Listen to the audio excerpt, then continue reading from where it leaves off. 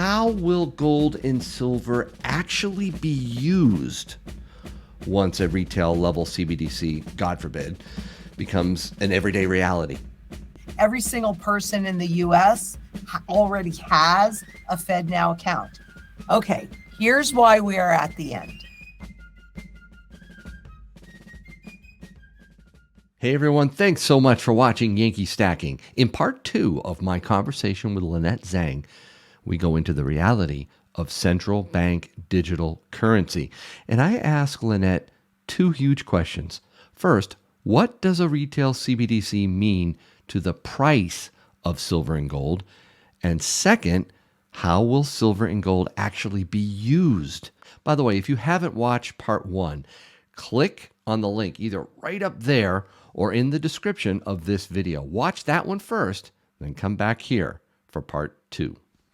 You've claimed that the confidence or loss of confidence, the crisis we're going through, the consolidation of the banks, all of this is really what's ushering in a U.S. central bank digital currency. And I want to talk about that. The Federal Reserve announced the formal launch of their FedNow services for July 2023.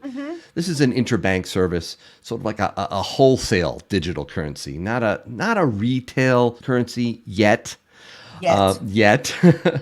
But we've heard words in the Fed's announcement touting it as a modern instant payment solution with a robust set of settlement functionality and value-added features. They use words like safety, resiliency, adaptive, accessible. That all sounds kind of good, Lynette. What's the fear? Oh, what's the fear? Yeah. Well, look at who's be running it. That's my personal fear, because they've done such a great job up to this point. So honestly, the other piece that we do have to remember is, even though this is currently wholesale, every single person in the US already has a FedNow account. Even if you live way out in the boonies at the post office, you have a FedNow account. And if you remember what happened in 2020, when they didn't just give, although they gave the lion's share of the new money to the banks and the corporations, right? They gave some of it, a little bit of it, to the consumers so they could continue to consume. And they were talking about how much more convenient would it be to just push a button and just inject that money into everybody's account so they could keep consuming. We are a consumer-driven economy. And when you look at what they're talking about, they're going to sell it to the public as taking care of inflation, which means that I anticipate a much higher level of inflation than where we are. That's not even marginally over yet. Right. Yep. So then they can come in and sell this central bank digital currency as well. They've actually said this. We can have our finger on that button of monetary policy 24/7. Right now, when they institute a policy, they have to wait 12 to 18 months, which is what we're seeing right now, before we know whether or not that policy has had the impact that they want. But when we go to a CBDC, they're going to know instantly, oh, you're not spending that money? Let's just lower those rates lower and lower, which attacks your principal, because they've already gotten all your purchasing power officially. And they can even go negative, can't they? Well, that's the point. Yeah. Because if you listen to them, negative rates are a choice. That's a choice. Sure, I want to work my butt off, loan you money, and have you give me back less than what I loaned you. That makes sense. I'm not sure what planet that makes sense on, but it makes sense to them. But they won't institute that immediately, because they're not going to want you to know that anything has changed. But it is a pretext for control. 100%. Social control. In fact, if you actually 100%. read the executive order from President Biden on CBDCs, It stated that they must mitigate climate change and promote financial inclusion and equity. The term financial inclusion was mentioned 5 times in the document. Equity, climate change, they showed up 4 times each. Right. What is financial inclusion? Can you please tell me how somebody that lives in a little village in Africa understands anything about debt and finance? So they don't talk about education, do they? No, they talk about inclusion. Because if I owe you $100, I got a problem. If I owe you $1 million, you got a problem.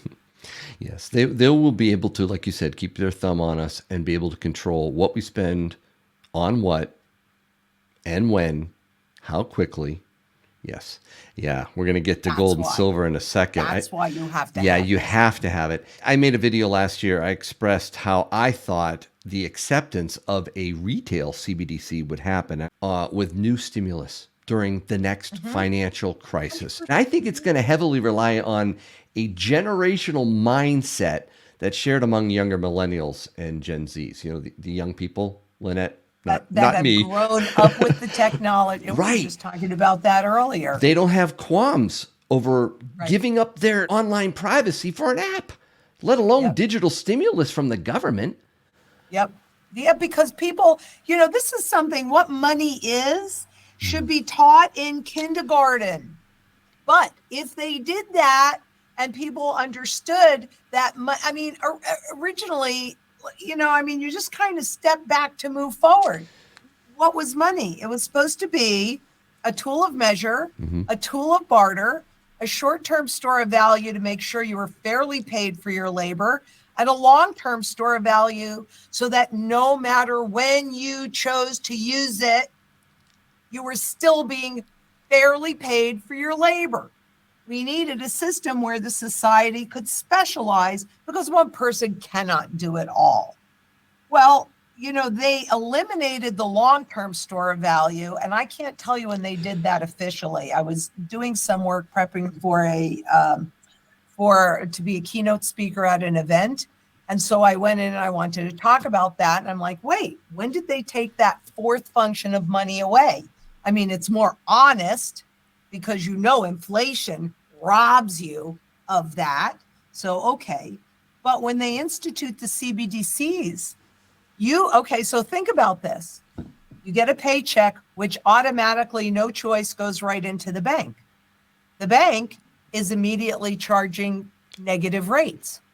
So now, even on a short-term basis, you are not being fairly paid for your labor, even in these inflated dollars. So what they're reducing money to is simply a tool, a short-term, very short-term tool of measure and a tool of barter.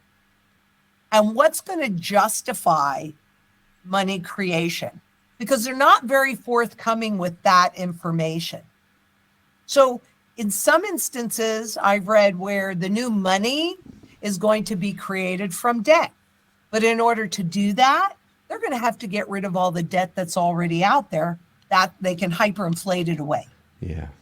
The reset, right? The reset. Oh, absolutely. And I've been talking about the reset since 2009. And I've been listening to you talk about the reset since 2009. Let's get back to gold and silver for a minute, too, because I have 2 questions about that. Gold and silver right here. I love gold and silver. All right. Gold and silver, I trust. Yes, exactly.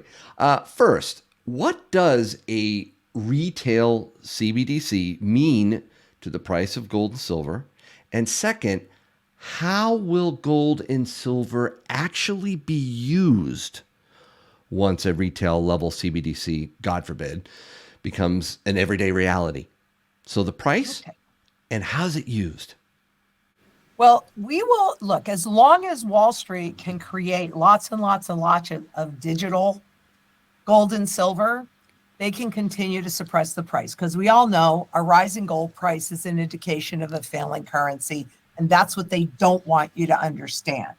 They don't want you to own it, because once you take possession of it, it becomes invisible to them. right? Right, right. Okay, so that's the first thing. But understand that when the public loses confidence, those overnight resets are when gold and silver will begin to go toward their true fundamental value, because they have to get the population's confidence back. And this garbage, the fiat money, has no intrinsic value, and it's only used in one place. So they take gold, that is the primary currency metal. And here's the answer to your second question. Okay.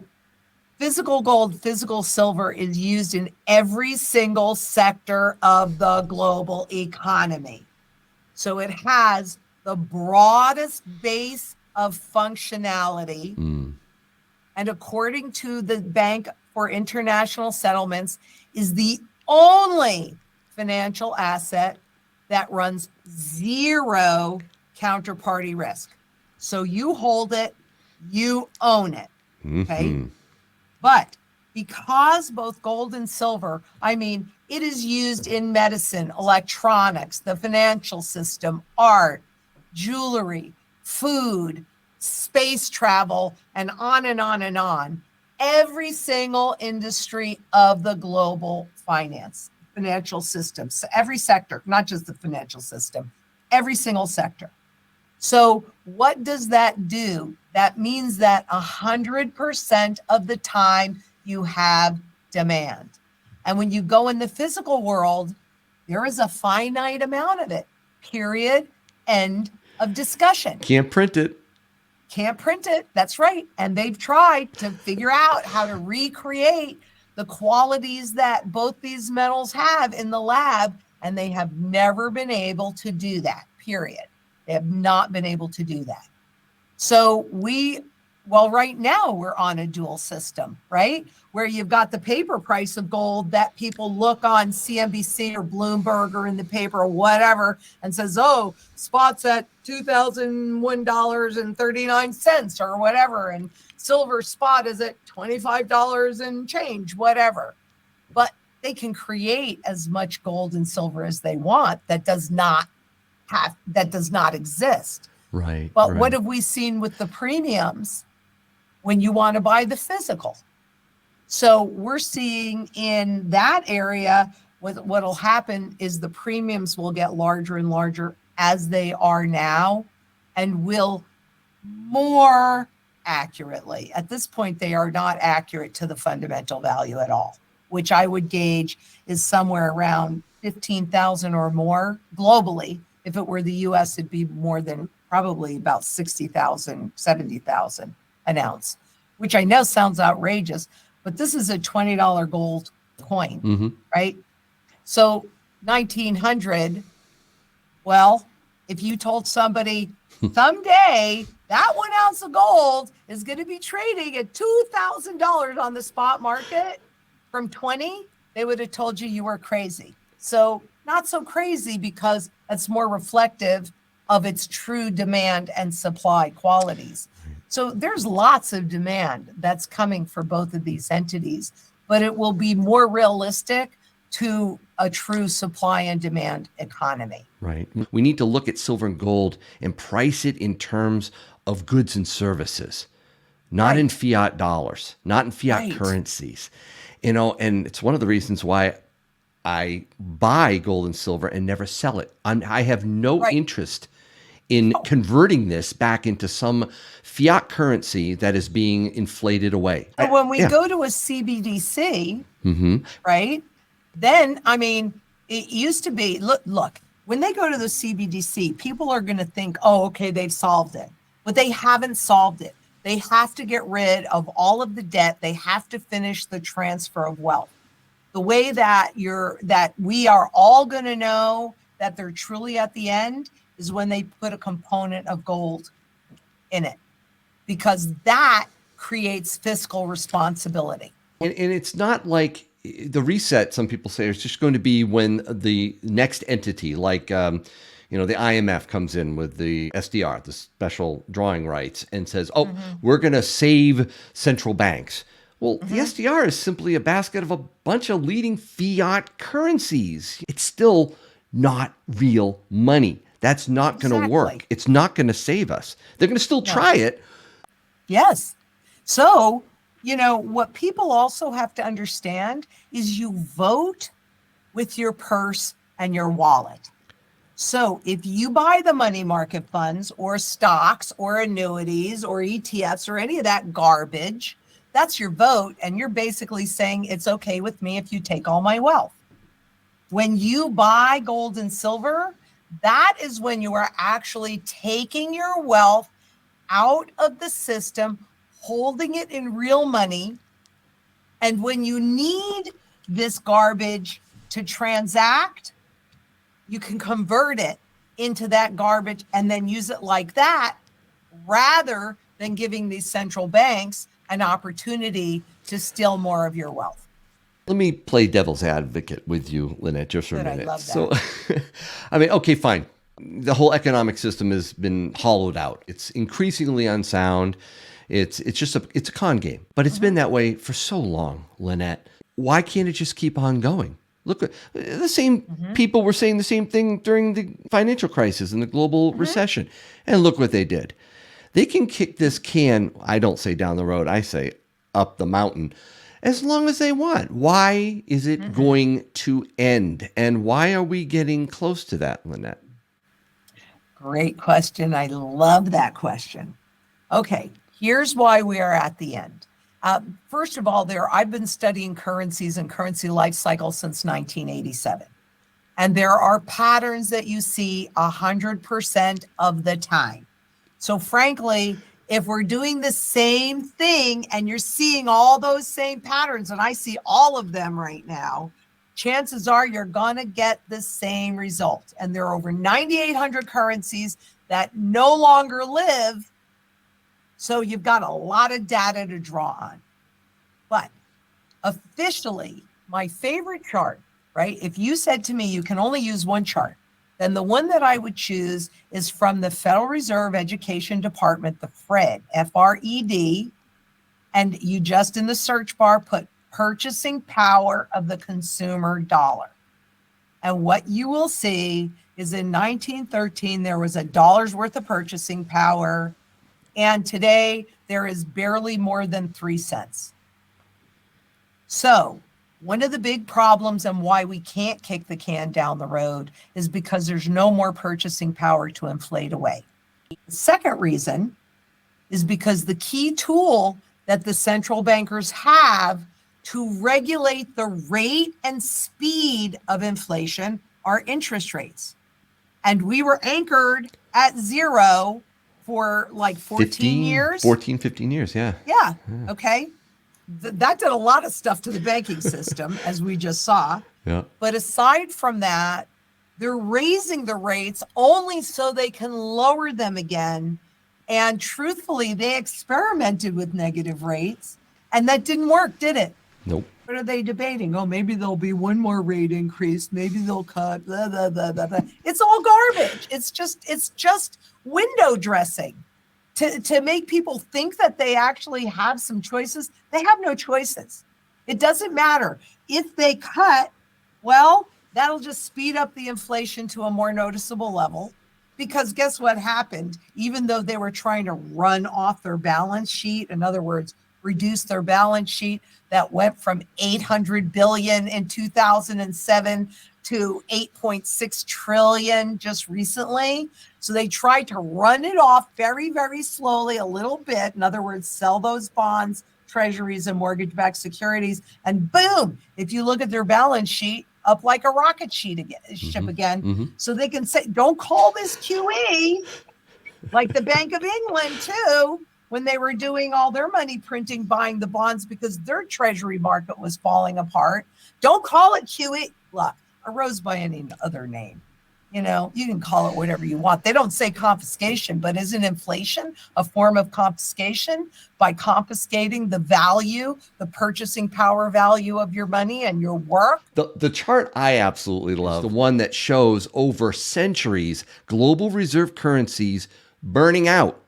They keep it around, every 100 years or so, they're gone. And I also think of the quote from, I think it's Ernest Hemingway, when he was describing his own personal bankruptcy. He said it occurred gradually, then suddenly. Yep. And what's kept us in the position of the world reserve currency that enabled all of that was the petrodollar. And Saudi Arabia, I mean, first of all, it's OPEC plus. It was the plus. Russia is the plus, right? And they just completed a couple of deals, like 2 deals in China for their refineries, and have come out and said, well, we can accept any currency for our oil.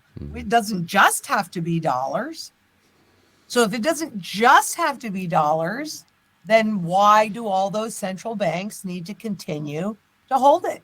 And did we not just show the world that if you don't do what we want through the SWIFT system, the global payment system, that we will, boom, cut you off? So our arrogance, our level of arrogance is absolutely incredible to me. Some people call it the fourth turning, a shift in the way the world operates. And I think we are living in that day right now. In fact, I keep saying it's this decade. I don't see us coming out of this decade without an absolute reset, a complete change in the way and the central bank digital currencies will be the tool that they're able to engineer that reset. So, I mean, they're going to bring that out, but until there's a component of gold in there, and the IMF has discussed putting a component of gold. Originally, it was based on gold. And then, of course, when we went to pure fiat, they took the gold out. But once there's a component of gold in there, but I am in 100% agreement with what you're saying here. And, but it also makes me wonder. I'm 100% certain, I'm a gazillion percent certain that global central banks understand that we are at the end of this currency's life cycle, right?